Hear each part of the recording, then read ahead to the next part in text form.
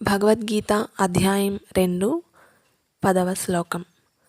తమువాచ హృషీకేశః ప్రహసన్నివ భారత సేనయోరుభయోర్మధ్యే విషీదంతమిదం వచః.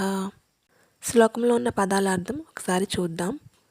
తం అతనితో, ఉవాచ పలికెను, హృషీకేశః అంటే కృష్ణుడు, ఇంద్రియములకు అధిపతి, ప్రహసన్ నవ్వుచున్నవాని ఇవ వలె, భారత ఓ ధృతరాష్ట్ర.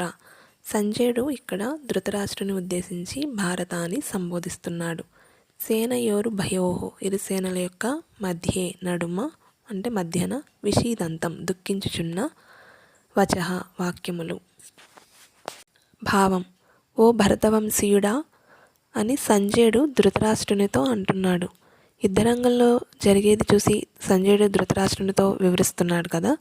ఇరుసేనల మధ్య శ్రీకృష్ణుడు నవ్వుచున్న వాని వలె ఆ సమయంలో బాధపడుతున్న అర్జునుతో ఇట్లు పలికెను. 11వ శ్లోకంలో చూద్దాం. అశోచ్యానన్వశోచస్త్వం ప్రజ్ఞావాదాంశ భాషసే గతాసూన గతాసూం చ నానుశోచంతి పండితాః. శ్రీ భగవాను వాచ శ్రీకృష్ణ భగవానుడు పలికెను. అశోచ్యాన్ దుఃఖింపదగని విషయము అంటే ఏ విషయం కోసమైతే బాధపడకూడదో అలాంటిది అని.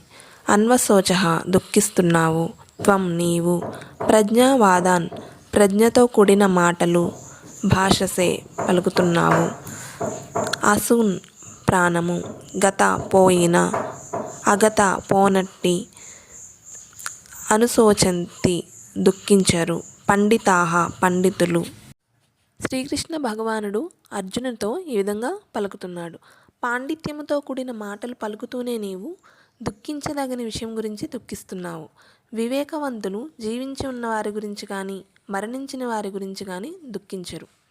అర్జునుడు ఎప్పుడైతే యుద్ధం చేయనని నిరాకరించాడో కృష్ణుడు వెంటనే గురుస్థానాన్ని స్వీకరించి శిష్యుడిని మందలిస్తూ ఇలా అంటున్నాడు. నీవు పండితునిలాగా మాట్లాడుతున్నావు, కానీ పండితుడైన వాడు దేహం అంటే ఏమిటో ఆత్మ అంటే ఏమిటో తెలిసినవాడు. దేహము ప్రాణంతో ఉన్న స్థితికి కానీ మరణించిన స్థితికి కానీ ఏ స్థితి గురించి కూడా దుఃఖించుడు అని నీవు తెలుసుకోవడం లేదు అని అంటున్నాడు కృష్ణుడు. తర్వాత అధ్యాయాల్లో వివరించినట్లు ముందు అధ్యాయాల్లో మనకి చెప్పబడుతుందంట. జ్ఞానం అంటే మన దేహము ఆత్మ ఈ రెండింటినీ కూడా నియంత్రించగలగడం అని తెలుసుకోవడమే జ్ఞానం అంట. రాజకీయాలు లేదా సామాజిక పరిస్థితుల కంటే ధర్మానికి ఎక్కువ ప్రాముఖ్యం ఇవ్వాలని అర్జునుడు వాదించినా కానీ ఈ భౌతిక పదార్థము అంటే దేహము ఆత్మ భగవంతుని గురించి జ్ఞానమే ఇంకా ఎక్కువ, ధర్మం కంటే ఇంకా ఎక్కువ ముఖ్యమైనదని అర్జునుడు తెలుసుకోలేదు అని ఇక్కడ చెప్తున్నారు. అటువంటి జ్ఞానం లోపించిన కారణముగా తను దుఃఖించదగని విషయం గురించి దుఃఖించాడు. కాబట్టి శ్రీకృష్ణుడు ఏది ముఖ్యమైనది అని చెప్తున్నాడు. అది మనందరికీ కూడా తెలుసుకోవడం చాలా ముఖ్యం.